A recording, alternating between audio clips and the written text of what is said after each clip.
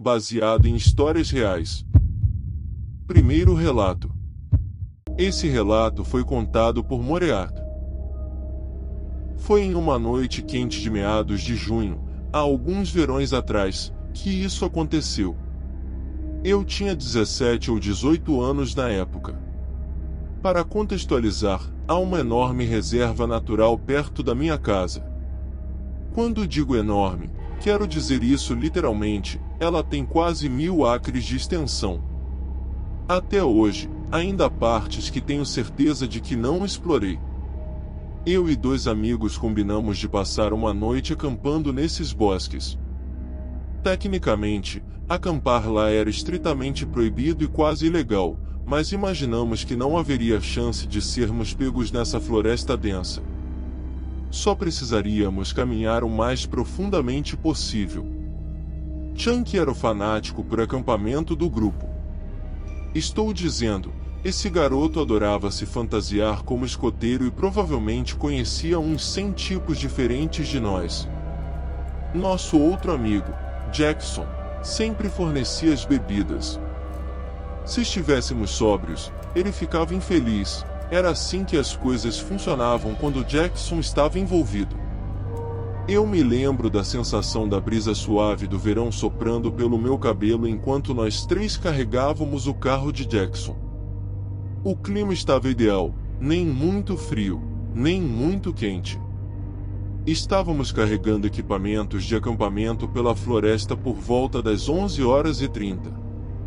Não posso mentir, eu já estava começando a sentir os efeitos do álcool enquanto marchávamos.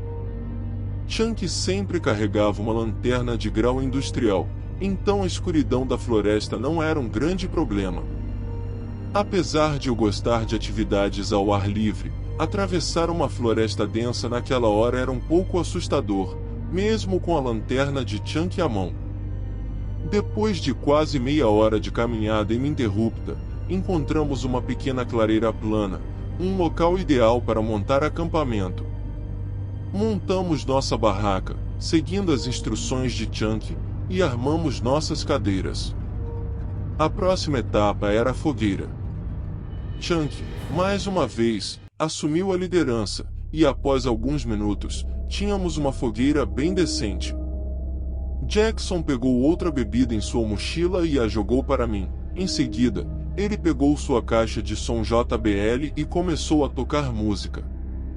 O clima estava perfeito, e devo dizer que passamos cerca de 2 horas conversando e bebendo. Todos nós já estávamos bastante bêbados naquele momento, e eu percebia que os outros caras estavam prontos para encerrar a noite. Jackson diminuiu o volume da música e começou a recolher as latas de cerveja descartadas. Foi então que um assobio ensurdecedor rompeu o silêncio. Eu quase pulei da minha cadeira, saindo da névoa da embriaguez para um estado de alerta máximo em questão de segundos. Não sei como descrever, o assobio era normalmente alto, mas ainda assim parecia distante. Jackson rapidamente desligou a caixa de som, e nós 3 ficamos sentados em silêncio, trocando olhares preocupados. Eu podia sentir meu coração batendo forte no peito. Ficamos congelados no lugar por um tempo que pareceu uma eternidade, ouvindo atentamente os sons ao nosso redor, mas não havia nada. Parecia até mais silencioso agora do que quando chegamos, um silêncio estranho, nem mesmo os sons normais da floresta que se espera ouvir. Aproveitei aquele momento para relembrar o assobio em minha mente. Definitivamente, não era o som de um animal. A melhor maneira de descrevê-lo é como um assobio padrão que você ouviria em um estádio. Chunky finalmente quebrou o silêncio, nos incentivando baixinho a arrumar tudo e ir embora. Jackson e eu discordamos desse plano. Poderíamos arriscar encontrar quem quer que tenha feito aquele som, o que me aterrorizava. Já passava das 3 da manhã, e um encontro a essa hora só poderia significar problemas. Chunky teorizou que quem quer que tivesse feito o barulho provavelmente estava ciente de nossa presença, o que era um pensamento assustador. Eu não sabia o que fazer. Por um lado, ficar ali violava todos os instintos de sobrevivência que eu tinha, arrumar tudo e sair àquela hora também não parecia uma opção muito melhor. Finalmente, concordamos em esperar. Eu fui apagar o fogo, mas Chunky me advertiu contra isso, dizendo que o fogo afastaria animais perigosos.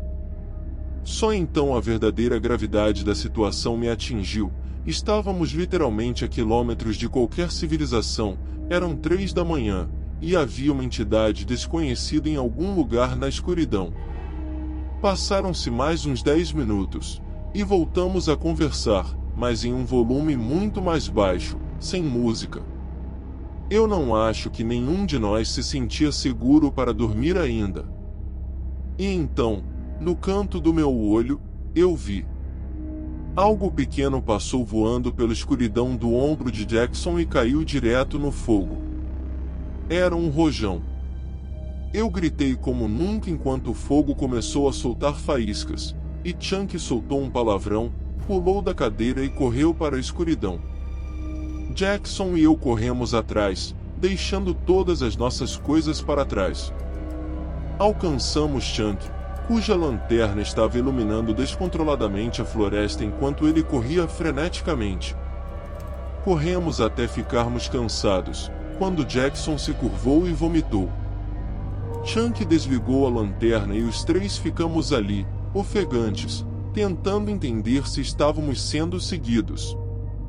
Para minha surpresa, não parecia que alguém tinha nos seguido. Acho que nunca estive tão assustado na vida. Mas por que alguém faria isso? Precisávamos descobrir o que fazer. Jackson queria sair da floresta e nunca mais voltar, mas Chunky estava relutante em deixar todo o seu equipamento de acampamento para trás. Além disso, ele nos lembrou que a fogueira ainda estava acesa. Eu fiquei perplexo. Como ele podia estar preocupado com incêndios florestais depois do que tinha acabado de acontecer? Eventualmente, concordei com Chunky que deveríamos pelo menos verificar o local. Afinal, ninguém nos tinha perseguido de verdade, então havia uma pequena possibilidade de que quem jogou o rojão estivesse apenas pregando uma peça cruel. Chunky era um especialista em navegação e conseguiu realmente refazer nossos passos. Consegui ver o brilho da fogueira enquanto nos aproximávamos silenciosamente. Antes de eu me aproximar mais, Jackson colocou uma mão na minha frente e apontou, com uma expressão horrorizada no rosto. Eu forcei meus olhos para distinguir a visão à distância. O que vi foi provavelmente a coisa mais aterrorizante que já presenciei.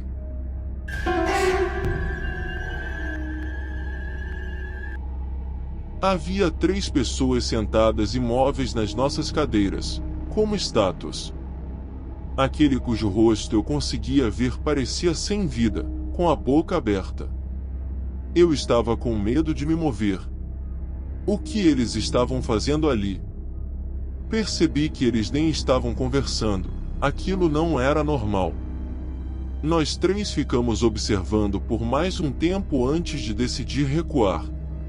Viramos para sair, mas o pé de Jackson bateu em uma pedra, fazendo-o soltar um palavrão de frustração.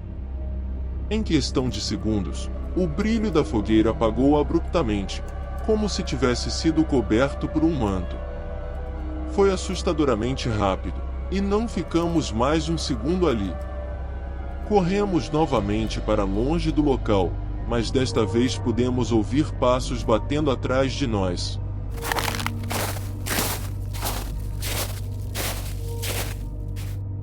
Não paramos dessa vez, e disparamos para fora da floresta e corremos direto até o carro de Jackson. Por algum milagre, não fomos seguidos para fora da floresta. Nenhum de nós falou nada durante a viagem de volta, cada um perdido em seus próprios pensamentos, e no dia seguinte, Chunky insistiu em voltar ao local durante o dia para recolher seus pertences. Jackson não queria nem saber disso, mas eu concordei em acompanhar Chunky. Após alguma busca, encontramos o local, que parecia praticamente intocado. Isso até nos aproximarmos mais e notarmos o cheiro pútrido vindo da barraca de Chunky. Ele abriu o zíper, e encontramos um rato morto, apodrecendo. Foi nauseante. Entendi o recado e nunca mais voltei àquela reserva desde então. Segundo relato. Esse relato foi contado por Brisson. Deixe-me fornecer um pouco de contexto primeiro. Tenho 24 anos e moro com meus pais. Minha família nunca foi bem de vida, e praticamente todo o dinheiro que ganho vai para sustentar a casa. Meu relacionamento com meus pais não é dos melhores, brigamos com frequência, e quando não estou trabalhando ou saindo com amigos, geralmente fico sozinho. Não quero contar uma história de coitadinho, mas tive uma infância difícil. O exercício físico sempre foi meu refúgio. Vejo isso como uma forma saudável de tirar a mente dos problemas pessoais, além de ser uma boa desculpa para sair de casa. Há um parque a cerca de 10 minutos de carro da minha casa que tem uma área de exercícios com barras para puxadas, paralelas e outros exercícios de calistenia. Durante os meses de verão, gosto de ir lá me exercitar, pois a natureza ajuda a acalmar minha mente. Gosto de ir à noite, porque como é um parque público, costuma ficar cheio durante o dia. Então, uma noite, enquanto meus pais discutiam, decidi sair de casa para me exercitar. Era uma noite de verão extremamente quente, provavelmente uns 30 graus Celsius. Lembro-me de respirar o ar úmido enquanto caminhava da porta de casa até o velho Corolla branco estacionado na nossa garagem. Liguei o motor barulhento e abaixei as janelas enquanto a brisa quente de verão passava pelo meu cabelo. Cheguei ao parque e saí do carro. Eu era o único carro no estacionamento. Era provavelmente 10 ou 11 da noite. O parque estava completamente vazio àquela hora. A bela paisagem, misturada com o ar quente, criava uma atmosfera relaxante, que é outra razão pela qual gosto tanto desse parque. Ele fica no topo de uma colina que tem vista para o centro da minha cidade, o que sempre traz emoções agradáveis e sentimentais para minhas noites. De qualquer forma, comecei uma série na barra de tração. Eu não estava realmente contando as repetições. Quando faço exercícios, apenas continuo até a falha, faço uma pausa e repito algumas vezes. Estava entre uma dessas séries, fazendo uma pausa para relaxar os braços, quando um sentimento indescritível me tomou, e uma urgência subconsciente me fez virar a cabeça. A literalmente 30 centímetros do meu rosto, estava um homem alto e com aparência abatida. Eu realmente gritei e pulei uns 2 metros para trás. Ele soltou uma risada rouca e barulhenta, e se desculpou, dizendo que não queria me assustar. Sua aparência e maneira de agir eram extremamente excêntricas desde o início, como se ele estivesse literalmente cara a cara comigo. Ficava claro que algo não estava certo com ele. Perguntei por que ele estava tão perto de mim, e ele disse que morava ali. Explicou que me via malhando naquele lugar o tempo todo e me perguntou se eu poderia ensiná-lo. Sou uma pessoa muito não confrontadora, e especialmente naquele momento, só queria ficar sozinho. Respondi de forma desajeitada, mas educada, que só ia fazer algumas barras e depois iria embora. Voltei para a barra e continuei minha série, mas suas palavras ficaram ecoando na minha mente. Ele me vê aqui o tempo todo. Eu senti o olhar dele queimando a parte de trás do meu pescoço, mas como disse, evito confrontos. Apesar de ele me deixar cada vez mais desconfortável, eu realmente não sabia o que dizer ou fazer sobre isso. Mas então algo muito estranho aconteceu. Quando estava prestes a terminar minha série, ouvi ele murmurar meu nome completo. Meu sangue gelou instantaneamente enquanto eu pulava da barra e lentamente me afastava. Disse, com a voz trêmula, "O quê?" Ele não respondeu, apenas me encarou com um sorriso estranho e arregalado. Achei que talvez estivesse imaginando coisas, de tão bizarro que foi. Comecei a sentir um pressentimento horrível, como se algo ruim estivesse para acontecer. Sem dizer mais nada, decidi caminhar rapidamente de volta para o meu carro e sair dali. Eu senti o olhar dele me seguindo enquanto me afastava, e felizmente ele não me seguiu. Antes de sair do parque, no entanto, dei uma última olhada e o vi pendurado na barra, tentando fazer uma barra. Ele segurou a barra, tentou se puxar, falhou e tentou de novo, exatamente na mesma posição em que eu estava. Saí rapidamente do parque sem olhar para trás. Durante todo o trajeto de volta para casa, questionei a mim mesmo: ele realmente disse meu nome? Eu estava alucinando? Tentei esquecer o ocorrido, e eventualmente, consegui. Na manhã seguinte, acordei cedo para ir trabalhar. Trabalho na construção civil e tenho que acordar muito cedo, antes dos meus pais, então fui o primeiro a notar o envelope sem marca na porta da frente. Estava endereçado a mim. Peguei o envelope e decidi que ia ler o conteúdo quando tivesse tempo. Era outro dia de verão incrivelmente quente, e eu tirei meu intervalo para o almoço mais cedo, para me refrescar. Sentei no carro enquanto comia meu sanduíche e decidi abrir o envelope. Não sabia o que esperar, mas nunca em 1 milhão de anos pensei que encontraria 10 fotos impressas de mim mesmo. Todas foram tiradas sem que eu soubesse. Uma era de mim no carro, outra no trabalho, e outra de mim me exercitando no parque. Instantaneamente, lembrei daquele homem estranho da noite anterior e comecei a sentir uma náusea incontrolável. Olhei em descrença enquanto folheava o resto das fotos. Uma era da minha casa, e o pior de tudo, uma foto de mim dormindo, tirada de fora da minha janela. Quase engasguei com a comida enquanto lágrimas escorriam pelo meu rosto. Eu me sentia inseguro. Contei ao meu chefe que surgiu um problema sério e saí do trabalho imediatamente. Ele não ficou nada satisfeito, mas eu não me importei. Tirei uma foto das fotos e fui diretamente à delegacia. Entreguei as fotos à polícia e expliquei o encontro no parque. Descrevi o homem para eles, e me disseram que investigariam o caso. Contei também para meus pais, e pela primeira vez em muito tempo, recebi alguma simpatia deles. Mas as coisas só pioraram. Algumas noites depois, por volta das 3 da manhã, acordei com batidas na porta. Não abri, supondo o pior. Um dia, encontrei um post-it colado na janela do meu carro com um coração desenhado em caneta permanente. Voltei à polícia para relatar isso, e eles disseram que abririam uma investigação de perseguição. Ainda não tive retorno deles. Acho que é difícil construir um caso sem evidências concretas. Meus pais estão procurando uma nova casa, o que já é difícil devido à nossa situação financeira. Vou atualizar se algo mais acontecer, mas, até lá, continuarei a dormir com um olho aberto. Terceiro relato. Esse relato foi contado por Dosher. Isso aconteceu comigo no verão passado, quando eu tinha 22 anos.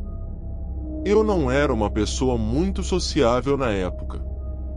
Se eu participava de alguma atividade social, era porque meus amigos meio degenerados de alguma forma me arrastavam para fora de casa. Essa foi uma dessas vezes, ou pelo menos era para ser. Meu amigo Philip me convidou para uma festa em casa por volta das 8 da noite. Foi bem espontâneo, mas como eu não tinha nada para fazer, concordei em ir com ele, embora relutantemente. Sabia que ele iria me zoar se eu recusasse. Não vou mentir, a ideia de uma festa, mesmo com desconhecidos, parecia mais atraente do que ficar sozinho. Philip morava a algumas cidades de distância, então fazia mais sentido irmos em carros separados do que juntos. Ele me deu o endereço e segui para lá. No segundo exato em que cheguei à rua, Philip desistiu no último minuto. Fiquei incrivelmente frustrado. Como ele podia me abandonar assim? Lá estava eu, me sentindo um completo idiota do lado de fora da casa de um estranho, irritado, mas determinado a não desperdiçar a noite. Decidi entrar. Eu tinha antecipado que as pessoas eram realmente amigáveis comigo, apesar de não saberem quem eu era. Havia até algumas garotas nas quais eu estava de olho. Decidi aproveitar a festa e beber bastante.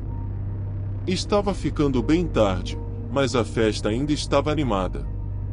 Admitidamente, eu talvez tenha exagerado um pouco com a bebida. Em um certo ponto, eu estava tão enjoado e tonto que precisei de uma pausa. Devia ser perto das 2 da manhã. Fui para o andar de cima procurar um banheiro, mas todos estavam ocupados. A casa era enganosamente grande, deve ter sido o álcool, mas eu estava literalmente me perdendo, tropeçando pelo labirinto de corredores lá em cima. Após chegar ao último andar, encontrei uma porta que dava para o que parecia ser um sótão ou um depósito. Desesperado por privacidade, achei que era um bom lugar para me recompor. Tentei, sem sucesso, encontrar um interruptor de luz, mas não havia nenhum. Definitivamente era um sótão, ou algo assim, pois havia poeira por todo lado. Havia uma janela no canto mais distante, que eu abri, permitindo que a brisa fresca da noite me envolvesse. Houve um minuto em que considerei seriamente vomitar no telhado. A brisa aliviou um pouco meu enjoo, então eu simplesmente mantive a cabeça para fora da janela. Estava escuro lá fora e o silêncio era um contraste refrescante com o caos barulhento lá embaixo. Às vezes, tudo o que você precisa para restaurar seu estado mental é uma brisa suave e um pouco de paz e silêncio. Justamente quando estava prestes a fechar a janela e voltar, ouvi um barulho fraco, passos nos telhados. Isso não fazia sentido, eu estava ficando louco? Curioso, subi para o telhado. Honestamente, havia uma chance de 0% de eu ter feito isso se estivesse sóbrio. Levantei-me lentamente e olhei ao redor na luz da lua. Vi algo aterrorizante. Havia 2 figuras mascaradas com sacos saindo de outra janela. Percebi que a casa do Randy estava sendo assaltada. Comecei a entrar em pânico. Deveria gritar ou confrontá-los? Então, uma pergunta mais urgente surgiu: e se eles estivessem armados? Em meu estado desajeitado de descrença, escorreguei e arranhei um dos telhados bem alto. Um dos assaltantes ouviu e virou a cabeça na minha direção. Nossos olhares se cruzaram brevemente e eu congelei. Ele cutucou seu parceiro e os dois começaram a atravessar rapidamente o telhado. A adrenalina correu por mim, eu não podia deixar que eles escapassem. Randy tinha sido tão acolhedor e eu senti um impulso de lealdade. Decidi agir. Segui os assaltantes pelo telhado, mantendo uma distância segura. Eles se dirigiram para uma parte inclinada do telhado para uma fuga mais fácil. Enquanto eles desciam, tirei o meu telefone para ligar para a polícia, mas, no meu estado de embriaguez, acabei deixando-o cair. O telefone fez um barulho alto, e o assaltante virou-se abruptamente. "Quem está aí?" um deles sussurrou. Com o coração disparado, me abaixei e escaneei os arredores, avistando uma telha solta. Sem pensar, a peguei e a lancei na direção deles. Errou, mas o barulho os assustou, fazendo com que um perdesse o equilíbrio e caísse do telhado, batendo na calha antes de cair no chão. O outro assaltante, agora em pânico, saltou para uma árvore vizinha e desceu às pressas. Corri até a borda do telhado e vi o assaltante caído gemendo no chão. Precisava alertar a todos. Quando me virei para voltar, ouvi sirenes. Alguém mais devia ter chamado a polícia. Voltei para o sótão e desci as escadas tentando parecer calmo. A festa ainda estava a todo vapor, alheia ao drama fora de casa. Encontrei Randy rindo e conversando com os convidados. Randy, você precisa chamar a polícia. Houve um assalto. Eu vi o assaltante no telhado, eu disse. O rosto de Randy mudou de diversão para choque. Você está falando sério? Ele perguntou, apressando-se para fazer a ligação. Expliquei o que aconteceu, e o clima da festa mudou de celebração para preocupação. Aparentemente, um dos vizinhos de Randy havia coincidido com a chamada para a polícia para registrar uma reclamação sobre o barulho, o que foi uma ironia de boa sorte. Quando a polícia chegou, contei minha história, levando-os ao assaltante ferido. O homem foi preso, mas seu parceiro havia fugido. A festa terminou abruptamente, as pessoas começaram a se dispersar e as luzes foram acesas. Fiz o meu melhor para agir sóbrio, mas, mesmo depois de tudo o que aconteceu, ainda estava um pouco tonto. Randy me agradeceu profundamente, ainda em descrença. Quanto a mim, eu estava apenas feliz por poder ajudar, apesar das circunstâncias bizarras e aterrorizantes. Olhando para trás, ainda não consigo explicar por que os assaltantes teriam escolhido uma casa com uma festa para assaltar, mas talvez eles tivessem conhecimento prévio da casa e soubessem que ninguém estaria no andar de cima. Achei que essa seria a conclusão da história, mas, alguns meses depois, tive uma grande atualização. Estava jogando videogame na casa de Philip numa noite quando ele recebeu uma ligação de Randy, que nos convidou para tomar algumas cervejas. Até aquele momento, eu não tinha percebido que os dois eram tão próximos. A primeira coisa que notei quando cheguei à casa de Randy foi que a porta da frente e todas as janelas visíveis estavam completamente diferentes. Eu não lembrava da casa dele assim. Poderia jurar que as janelas e a porta da frente eram brancas, mas agora estavam todas cinzas e muito mais robustas. Randy nos cumprimentou e fomos para o porão dele. Abrimos algumas cervejas e começamos a jogar sinuca. Para minha surpresa, ele realmente me reconheceu da festa e me agradeceu novamente pelo meu problema. O que ele nos contou, no entanto, era realmente louco. Aparentemente, o assaltante que a polícia prendeu naquela noite se recusou a delatar seu parceiro e estava cumprindo uma longa sentença de prisão. A polícia não conseguiu obter pistas para capturar o outro. Randy nos contou que, não uma semana após o incidente, a família dele começou a receber cartas ameaçadoras de um remetente desconhecido, algumas das quais incluíam fotos de Randy e dos membros de sua família. Obviamente, eles relataram essas ocorrências, mas a polícia não tinha pistas reais.